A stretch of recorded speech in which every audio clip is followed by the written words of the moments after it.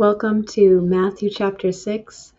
And how excited are you to be reading from what seems to be an original Hebrew manuscript, what so many people have not had maybe since the time of Yahushua, to be able to read these words very closely to how they're written, of course, translated into English. So some things lost there, but at least it's not translated through multiple languages to get to English.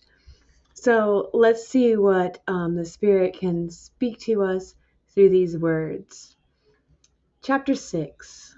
Guard yourselves that you do not make a crowd. So it says here, manuscript inserts a gloss in a foreign language, OPNA. So they might not have known what that means. Out of your good works before the people, in order to be good men in their eyes. For then you will lose the reward of your Father who is in the heavens. Moreover, Yeshua Mashiach said to his Talmudim, when you do a righteous deed, meaning doing alms, it's probably the word tzedakah, or giving to the poor. The Torah commands to give to the poor, and thus it is considered a deed of righteousness. Tzedek is the word righteous, so tzedakah, giving charity. Do not make the commotion like the false ones make in the houses of their congregations and in the ways, in order that the men should honor them. This is all going back to this root sin. People just want to be seen. They want to be heard. And it stops with them. Nobody sees God, versus somebody who's humble. They're an invisible bridge and the Father is seen. I say to you in truth that they have already received their reward. It's something temporary and passing away. But when you do a righteous deed, your left hand must not know what your right hand does. On the contrary, let your righteous deed be concealed, that your heavenly Father may reward you. So it's going to mention in the future something about like your body being totally negated. So if you're so far removed from your physical body, then it's like you're not communicating to it. So not even your body knows what you're doing, right? Moreover, Yeshua Mashiach said to his Talmudim, when you pray, you must not do like the deeds of the deceivers who show themselves. So like all these things that get associated with the Pharisees, like whenever we hear the word hypocrite, apparently multiple Hebrew words were used here, but they all get translated as hypocrite, who show themselves right, who love to pray in the houses of their assemblies. And sometimes it was translated, closer to that time because that was the understanding of what was a deceiver of that day. Well, Pharisees. So maybe that was something to do with it, but note that it doesn't say hypocrites, it says deceivers, who love to pray in the houses of their assemblies and by the sides of the streets, possibly marketplaces, in order to be seen by the men. I say to you in truth that they have already received their reward. But you, when you pray, prepare it, meaning the prayer, in your inner room. So now we've learned something else, that they would prepare their prayer, maybe something personal, something that you'd have to prepare, not just open up. Think about what you're going to say, and pray unto Yud He Waw He in privacy with a closed door. And the El who knows the hidden things will hear you. And when you pray, do not want to speak much. So not only don't let others know, it's like don't even let your body know. This is how disconnected you are from the physical world. And when you pray, do not want to speak much like the deficient ones. Funny, because they have many words, but they're called lacking. They're deficient. So maybe they're praying many words to try to make up because they don't want to think that they have lack. For they think that El will hear them by the multitude of words. reminds you of Elijah and the false prophets. They did so many things just to be heard. They were cutting themselves. People think like, maybe if I'm in a lot of pain, God will hear me. And maybe if you're afflicting your body, but they were just doing so much just to get God to notice them. But if you have faith, God hears you. So they think that El will hear them by the multitude of words. Therefore, you must not want or consent to be like them. For El knows what you need before you ask him. And this is the prayer you must say. Our Father, who is in heaven, let your name be sanctified. Emphasis on your name. For it is Kadosh, holy. And let your kingdom come. Here, and let it or him come to your kingdom. Do your will in the heavens and on the earth, or your good will. Give us bread every day. Bread can also mean food, that it may support our lives. Now, I've heard that this can mean the bread for tomorrow, like the bread that is to come, because we're not supposed to worry about the bread for tomorrow, right? Like physically speaking. So this could be like a clue for the second coming of Messiah, the bread that comes down from heaven, the bread of tomorrow. Because let him come to your kingdom, if that's a possible reading, then this would parallel with that. Give us tomorrow's bread. So we have the bread with us today, Messiah, son of Joseph, and let him return, give us this second coming, the bread of tomorrow as well. But this says every day, that it may support our lives or sustain, and do not lead us into testing, but keep us from all wickedness. Amen. If you forgive men their sins, El will atone your errors for you. So this was not written in the text, but it was written in the margin in the same script of this manuscript.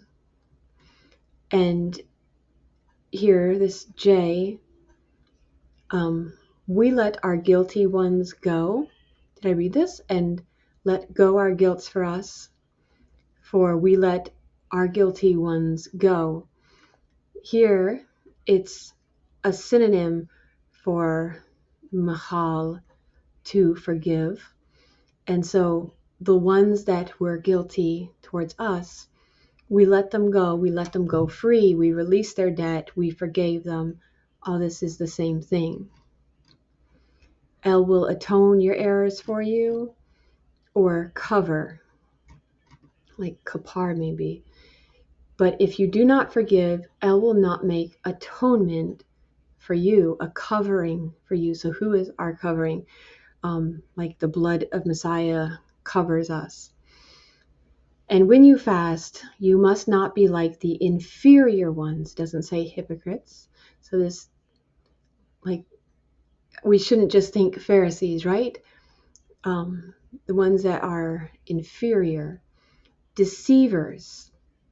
They're trying to trick people, and that makes them inferior because they're puffed up. That makes them inferior. Who make their faces weak in order to be seen fasting. It's like you have such a big ego that you got to fill it with all this fluff.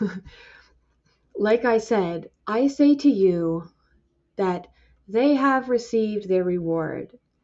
But you, when you fast, comb your head, not anoint your head, and wash your face, in order that you do not appear to men to be fasting. Moreover, Yeshua Mashiach said to his Talmudim, you must not gather the treasures within the depths, so that rust and moth ruin them, and thieves steal them. Depths might go along with where you're storing it, like in this hole in the ground instead of barns. We'll get to it. But you must gather heavenly treasures so that rust and moth do not ruin them, and the thieves do not steal your eyes. Or maybe that's where I was thinking. So it's not into barns. But okay, thieves stealing your eyes. Maybe it's like they're drawing your attention, but also because your eyes would be good if they're giving, but they're being stingy. So it reminds me of the story where he says, "Are maybe your eyes, or if you are just evil because I'm good," and it had to do with money, because the ones who worked through the heat of the day, they were upset that they got the same amount as the people that just worked 1 hour. So he asked, "Are you evil?" It might be your eye, because I'm good. So this has to do with your eye being evil, has to do with you being stingy here, at least according to this footnote. So thieves do not steal your eyes. This is interesting because now it's tying it in. It's making sense for us because now he's going to bring up the eye. All your body must be a sojourner. Here's what I mentioned. Think of that. All your body is just this stranger. It's foreign. It's a sojourner. Like it doesn't know where it's going. For if your eye is complete, all the body will be bright. Wholeness. So I think it probably has to do with where your eye is looking though. So if you're just looking at, oh, I don't want to give you money. But if your eye is wicked, all the body will be dark. And if the lamp which should be in you is dark, many darknesses will be in you. So it wants us to look at Proverbs 28:22. A stingy man hastens after wealth and does not know that poverty awaits him. He's a penny pincher and he's not going to make it that way. Maybe it's poverty in the world to come or something, but it's not going to lead to the riches that he thought was going to satisfy. A good eye in Hebrew means generous, and an evil eye means stingy. And here, great darkness, instead of many, it could just mean like great, abundant darkness will be in you. No man is able to serve El and the world in good instead of two masters, or mammon. El and the world in good or well. It might mean that you can't do this well. Therefore, I say to you, you must not sigh or be anxious exceedingly about the body, what you will eat and what you will wear. For is the nephesh, or breath, or life, or soul, so that life force within you, not the spirit. The ruach is spirit. So this is a different word tied in with soul. I wouldn't say breath and spirit as much because that would be confusing, but like when God breathed into Adam a breath, that was like the neshama. So Jews understand that we have different souls. Like one of your souls would be your spirit. So like 5 different souls, 3 within your body, 2 outside. Makes sense. But this one is specifically having to do with like your soul, your individual life force. For is the nephesh not more than the clothing? Look at the birds of the heavens. And in Jewish thinking, this has to do with your animal soul, like your emotions, how you're driven. They do not sow and do not reap and do not gather into the store pit. Your Father who is in the heavens gives them food, same word for bread, just translated food here because it's understood that it's talking about nourishment and life. And are you not greater than they? And who of you is able to add to the lifetime of his body 1 measure? And why do you sigh or be anxious about the garments? Emphasis. Look at the lilies and the plants of the fields, how they grow. And behold, they do not plow, and do not sow, and do not reap, and do not toil. And I say to you that Shalomo, with all his extolment, was not clothed like one of these. So it's like, how do you value your life? By the wealth you've accumulated? If you lose your job, do you feel worthless because you need somebody else to place monetary value on you in order to realize your worth? So he's saying, even if you didn't have a job, we shouldn't be part of this monetary system, is how I think. Like, we're kind of stuck in there. I would love to, like, we shouldn't, in Israel, they didn't have to buy their land. You just inherit it. It goes, and if you lose it because you're poor, it goes back to you in Jubilee. So instead of always having to pay money for your land and things like that, like, you have your land, now you can plow it and have these means of, if you need to make a little bit of money and sell it, but you can nourish yourselves. So just, if there's things that maybe you like to have, but it's like all your needs, God should provide that, like off the land. You have all these herds and flocks, how he's designed it. And if El gathers in the plants of the field, which are found today, so you just come across them, you didn't do anything, they exist, and there they are, and will be burned tomorrow, will he not much more feed you? But we feel like we have to store up because we're so anxious. I mean, I'd have the same problem, especially like these are the last days. We don't even know what's going to happen. Don't worry about it. Therefore, do not sigh, saying, what to eat, and what will we drink, or what will we wear? The peoples are asking all this, or the nations. Your Father knows that you need this. Ask first the kingdom of El, which is a spiritual kingdom, or that, like Israel being established in the land, Torah going out to the nations, then more, and you will have all of this. So do not sigh for the day of tomorrow, for the day of tomorrow will think about itself. See, we shouldn't worry about the bread of tomorrow. And the day will supply unto its trouble, or it will be sufficient. Immerse yourself in this mikvah, baptismal place of immersion, and be completely clean, be completely whole, be new as God makes you. Just sit down and engorge yourself, like fill yourself with this bread because it satisfies. Like, don't you want to just kind of bask in this light? This is where it's at, where you're whole. The other ones, it says they're lacking, they're deceivers. Maybe they're deceiving themselves. If you're going after anything physical, then you are the one you're lacking something, thinking that you need that. So just to release all of those things and seek first his kingdom. He already knows your needs. So it's like everybody already asking God all this stuff. He's heard it plenty of times. He knows things that you need, and he's taking care of it. So like anytime you're worried, you can tell him your worries.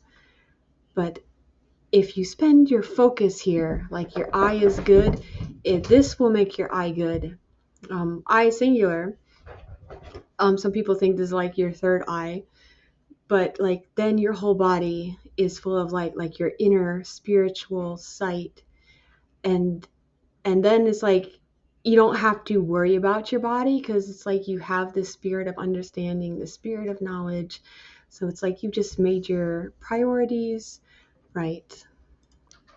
I think our eye could be called stingy a little bit too, if we're just withholding love in general, loving kindness from other people. So when we just start focusing on their flaws, it really weighs yourself down. When we're just saying, I'm glad I'm not like those people, but even people of the past, to not get weighed down by thinking and dwelling on negativity. Here, compare the Mishnah to what it's going to say about this passage, or it's kind of along the same pool of thought that they're all drawing from. Rabbi Shimon said, when you pray, do not make your prayer fixed, repetitive, mechanical, but appeal for mercy and supplication before the omnipresent. Blessed is he. Likewise, the Gemara, when you address the Holy One, blessed be he, let your words be few. So these are probably, even though it's written later, it's probably quoting rabbis going way back. And people believe like all the way to Moshe, even for all of it in a way. I mean, I think that people can come up with their own angles. So I think like each generation should contribute, but that's how I think about it. But just to show that this is very Jewish school of thought. Yehoshua wasn't really introducing a whole bunch of new concepts. We're seeing that it's in Tanakh and it's in the Oral Torah, Mishnah, Gemara, right here. A reason why it's good to see this, it's relieving, it's healing, because people, like you saw that how many words got translated hypocrite before, and then we just connect that all Pharisees are hypocrites.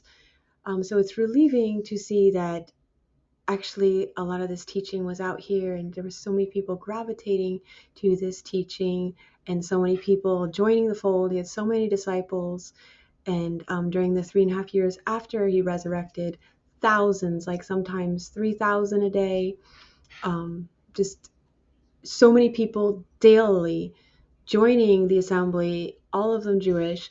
So it's like they recognized Yahushua, and some things have like developed now, like as opposition to Christianity, where certain teachings where you would recognize Yeshua because it's a Jewish teaching, it's altered so that people wouldn't realize that Christianity is correct, like it's protective.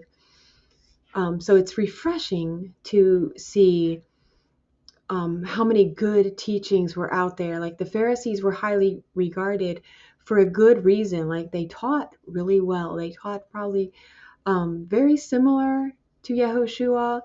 I know the difference would be like he's speaking with authority, like directly from God. Like he's giving, the way I understand giving authority is that they're not quoting Rabbi so-and-so said this and I'm just passing it on verbatim. That he's speaking with authority, like the Spirit is giving him inspiration on words to say. But really, like I was saying before, Messiah comes along and he lets them know what their existing teachings, which ones are correct, and helps guide them in the way they were already going. What we know as the Lord's Prayer here, since it was taught by the Lord Yeshua, all of its elements may be found in the Judaism of Yeshua's day, except for that last part for kingship, power, and glory. That's more like a Catholic thing where you find connections there. So in this sense, it's not original with him, but it is properly revered. So he kind of compiled it.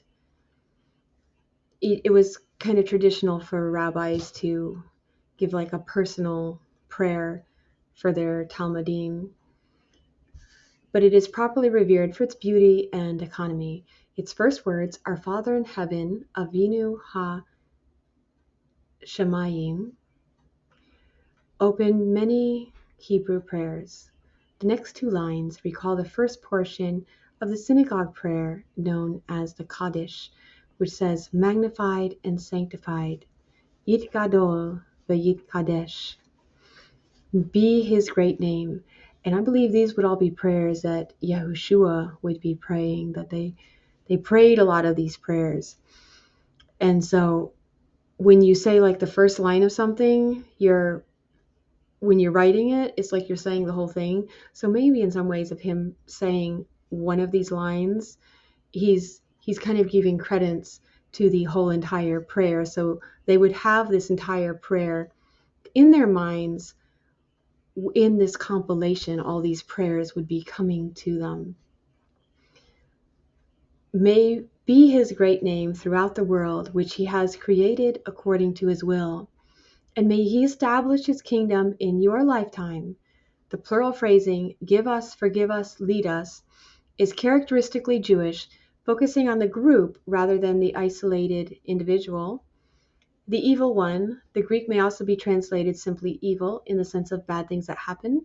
The Talmud reports that whenever Rabbi Chaya ben Ava fell on his face in prayer, he used to say, "May the merciful one save us from the tempter."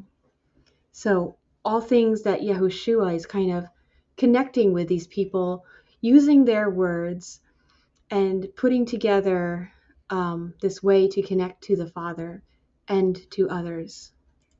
Another verse that so many people gravitate to, so many teachings from that may not even be original.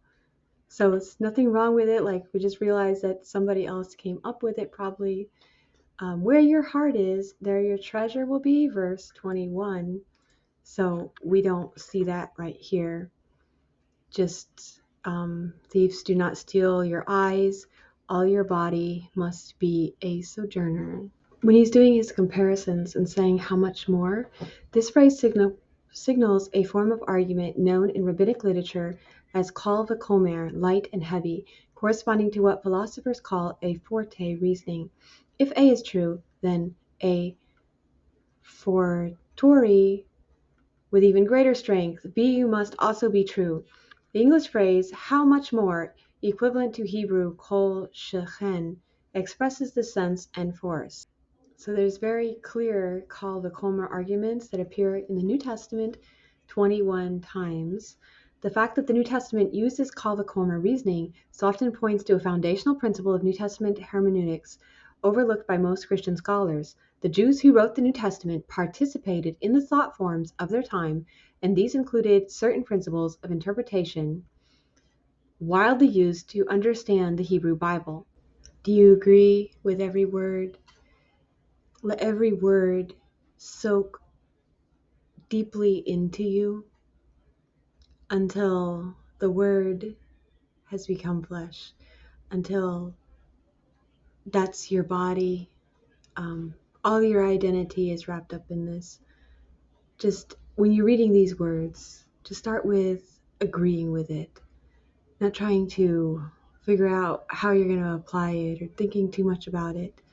Just agree, accept it into you, and let it be a part of who you are. Be blessed.